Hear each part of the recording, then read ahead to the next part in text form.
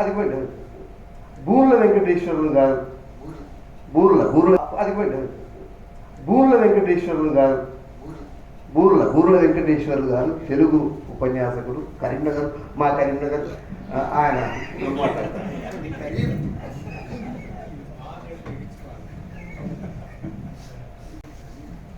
ఈనాటి సభాధ్యక్షులకు మరియు వేదికపై ఉన్న పెద్దలకు, ముందున్న అందరికీ నమస్కారం. అన్నవరం దేవేందర్ బువ్వకుండ. ఈ సదస్సు నేపథ్యం మనందరికీ తెలుసు. తరతరాలుగా బీసీ గ్రామీణ ఆర్థిక వ్యవస్థకు వెన్నుదన్నుగా ఉన్నారు. గ్రామంలో ఒక స్వయం సమృద్ధ స్థితిలో ఉన్నటువంటి బీసీలు పారిశ్రామిక విప్లవంతో, ప్రపంచీకరణతో కొల్లగొట్టబడ్డ వృత్తుల్ని కలిగి ఉన్నారు. వాళ్ళందరూ తరతరాలుగా నేర్చుకున్నటువంటి నైపుణ్యాలని వదులుకోవాల్సి నా ఒక దుస్థితి ఏర్పడ్డది. అట్లానే వాళ్ళు ఏ పని చేసినా, ఇంతకుముందు మన అమ్మంగి సార్ చెప్తున్నారు, ఒక కళ చాలామందికి పరిచయం అలతి పదాలతో ఉంటుంది, తెలంగాణ పదాలతో ఉంటుంది. ఆ భాష అచ్చంగా సొక్కంగా మన తెలంగాణ వాళ్ళు మాట్లాడినట్టుగానే ఉంటుంది. మరి అట్లాంటి ఆయన ఆ బువ్వకుండను ఎట్లా తయారైందో చెప్తూ ఇలా అంటాడు. అది బువ్వకుండ ఆకాశంలోని శూన్యాన్ని ముక్కలు ముక్కలుగా కత్తిరించి చుట్టువార మట్టి గోడలు కట్టి సృష్టించిన గుండెకాయ అన్న.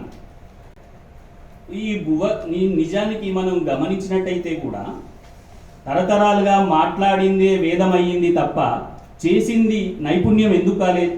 చేసిన నైపుణ్యాన్ని, వృత్తిని, శ్రమను ఎందుకు ఒక గౌరవంగా చూడలేదు? పలానా కులపోడే అన్నారు, కానీ ఆ పలానా కులపోడు సృష్టించినటువంటి ఆ టెక్నాలజీ, ఆ సాంకేతికత ఏదైతే ఉందో దాన్ని ఎప్పుడు కూడా ఈ అగ్రవర్ణాలు ఆమోదించలేదు. అందువల్లనే ఈనాటి ఈ దుస్థితి దాపురించింది. అంటే నిజానికి శ్రమకు గౌరవం ఉన్నట్టయితే, ఇప్పుడు మనకు ఒక సమస్య కూడా ఉంది, మళ్ళీ ఈ వృత్తుల్ని మీరు కొనసాగించాలని కోరుకుంటున్నారా అనేటువంటి ఒక మాట వస్తున్నది. ఇప్పుడు అది కొనసాగించాలని కోరుకోవడం కాదు, నిజానికి దానికే గనక గౌరవం ఇచ్చి ఉంటే, దానికే గనక మార్కెట్ పరిస్థితులు కలిగించి ఉంటే, నిజంగా ఇప్పుడు ఈనాడు ఉన్నటువంటి బీసీ వర్గాలన్నీ కూడా ఉన్నతమైనటువంటి స్థానాల్లోనే ఉండేవి. అట్లాంటి పని ఎక్కడ కూడా జరగలేదు. అది ఒక పెద్ద సమస్య. మరి ఈ బువ్వకుండను సృష్టించినటువంటి ఆ కుమ్మరి ఏం చేసినాడు? దాన్ని ఒక గుండెకాయలాగా మలిచినాడు అన్నాడు. చుట్టూవార మట్టి గోడలు కట్టి సృష్టించిన గుండెకాయ అంటే ఆ కుండ లోపల ఒక శూన్యం ఉంటుంది. ఆ శూన్యాన్ని ఏమన్నాడంటే ఆకాశంలోని శూన్యాన్ని ముక్కలుగా కత్తిరించడము అనేటువంటి ఒక గొప్ప భావనను చేయడం అనేది మనం ఇక్కడ చూడవచ్చు. అట్లాగే అది అలా గాల్లో ఎగిరి వచ్చింది కాదు, అతని మస్తిష్కంలోని చీకటి తపస్సులోంచి మొలిచిన వెలుగు రేఖ. ఇది కవి యొక్క భావన. అంటే కేవలము ఏది కూడా గాల్లోకి వెళ్ళే ఊడిపడదు. ఇప్పుడు మనం ఏమంటున్నాము, ఏదైనా టెక్నాలజీకి పేటెంట్ తీసుకుంటున్నాము. ఎవడైనా ఒక వస్తువును కనిపెట్టంగానే దానికి ఒక పేటెంట్ అంటున్నామే. మరి ఈ కుండను సృష్టించినటువంటి వానికి ఏ పేటెంట్ లేదా? ఎన్ని రకాల పాత్రలు ఉన్నాయో ఆ అన్ని పాత్రల్ని ఇందులో మనకు ఆయన ఆ కుమ్మరి సృష్టించినటువంటి పాత్రలన్నింటినీ కూడా వరుస పెట్టి చెప్పుకొస్తాడు. ఈ కుండ అతని సృష్టితో ప్రాణం పోసుకున్నది. మన్నుకు ప్రాణవాయువునిచ్చి దానికి సంబంధాన్ని కలిగించి అది మానవులందరికీ ఒక ఆహారపు నిల్వ చేసుకునేటువంటి సాధనంగా దాన్ని మలిచినటువంటి వాడు కుమ్మరి. మన్నులోనే ఇత్తనం మొలక, మన్ను నుంచే ధాన్యపు పంట, మట్టి కుండల్లోనే బువ్వాకూర, రెండింటికి నీళ్లు నింపే మూలాధారం. ఈ మూడే నాగరికతకు మూలకాలు అంటాడు. అంటే నాగరికతకు మూలమైనటువంటి నిప్పు, నీరు, మన్ను, ఈ మూడిటిని కలుపుకొని ఒక వస్తువును సృష్టించినాడు కుమ్మరి. ఆ సాంకేతికతను గుర్తించడం మనము ఈ అన్నవరం యొక్క కవిత్వంలో చూడవచ్చు. అంటే ఒక చోట ఏమంటాడంటే, ఈ సాంకేతికతను సృష్టించినటువంటి మీకు సలాములు అని అంటాడు. ఏంటది? సారచక్రం యంత్ర సాంకేతికతకు కేంద్రం. మనం ఈనాడు చూడొచ్చు, యంత్ర సాంకేతికత అంతా చక్రం చుట్టే తిరుగుతుంది. ప్రపంచ గమనాన్ని, పనితనాన్ని వేగిరపరిచిన మహాసాధనం చక్రం, ఇరుసు, లోహం కనిపెట్టిన శాస్త్రజ్ఞులారా మీకెన్ని సలాములైనా సరిపోవు. మనకు కంచె ఎలయ్య గారు ఇట్లాంటి విషయాల మీద చాలా రాసిన. అంటే ఇప్పుడు చాకలి ఒక చౌడు మన్నును తీసుకొని దాన్ని అది శుద్ధి చేసే దానిగా భావించినాడు. ఒక తోలును శుభ్రపరిచేటువంటి వాళ్ళు తంగేడు చెక్కలు తీసుకొని ఒక శుభ్రం చేసే పని చేసినారు. వీటన్నిటినీ సాంకేతికతగా గుర్తించేటువంటి ఒక సమాజం మన దగ్గర లేదు. అందుకే ఈయన ఏమన్నాడంటే, చక్రం, ఇరుసు, లోహం కనిపెట్టిన శాస్త్రజ్ఞులారా మీకెన్ని సలాములైనా సరిపోవు అని.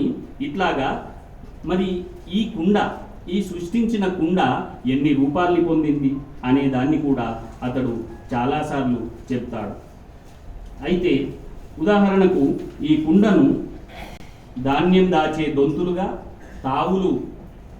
దొంతుల తావులు, నీళ్లు నిలిపే గోళాల రేవులు, కొయ్యి, మంగుళం, ముంతలు, చిప్పలు, పాలకుండలు, కల్లుకుండలుగా మట్టి యొక్క మహారూపాలన్నిటినీ కూడా వరుసగా వర్ణించడం మనం దీంట్లో చూడొచ్చు.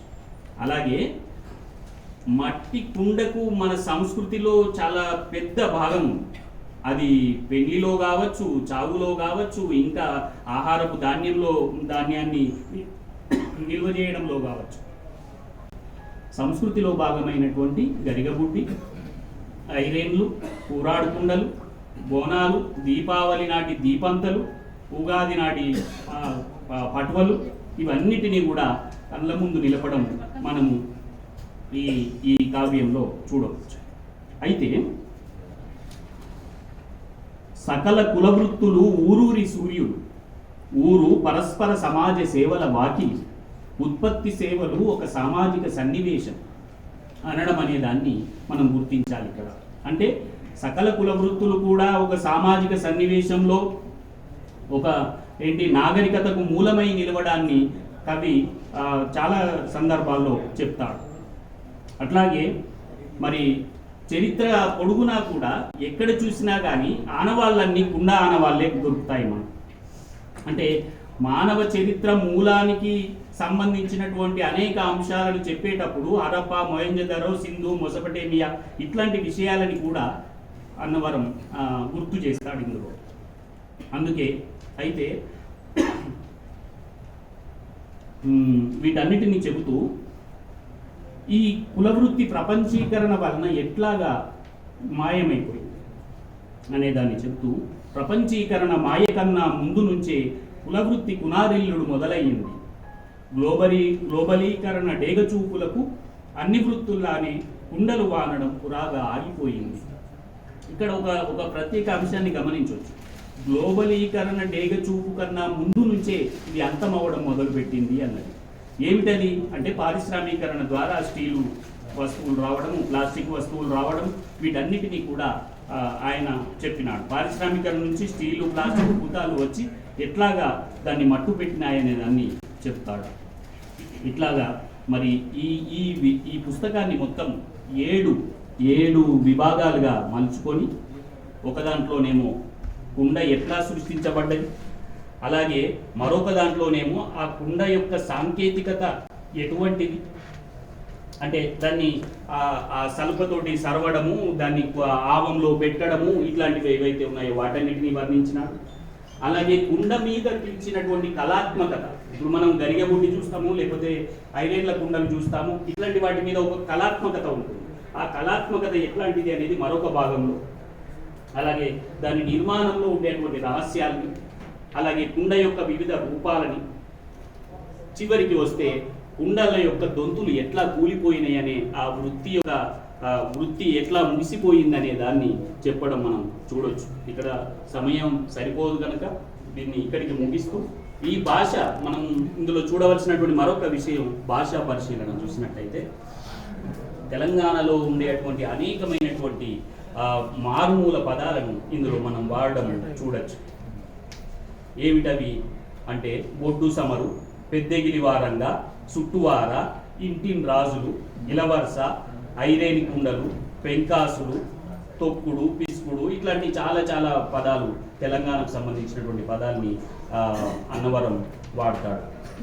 కాబట్టి ఈ సందర్భంగా మరి అణచివేతకు గురైనటువంటి ఈ యొక్క బీసీ వాద సాహిత్యాన్ని ఒక్కసారిగా ముందుకు తీసుకొచ్చి మరి అందరిలో ఒక చలనాన్ని కలిగించే సందర్భాన్ని సృష్టించినందుకు ఈ నిర్వాహకులైనటువంటి సంగిశెట్టి గారు మరి అట్లాగే వనపట్ల సుబ్బన్న గారికి మిగతా అందరికీ పేరు పేరున ధన్యవాదాలు తెలియజేస్తూ ముగిస్తున్నాను. అన్నవరంలో భాష, వస్తువు, అభివృద్ధి మూడు పూర్తిగా నేటివిటీ తోటి ఉండడం. మనం ఎప్పుడంటే ఆంధ్రప్రభలో నేను 2019 ప్రాంతంలో ఆత్మగల కవి అన్నవరం వ్యాసం రాశాను. అందులో ఆయన ఆత్మ ఎట్లా ఉన్నదో అందరూ చెప్పడానికి ప్రయత్నం చేసిన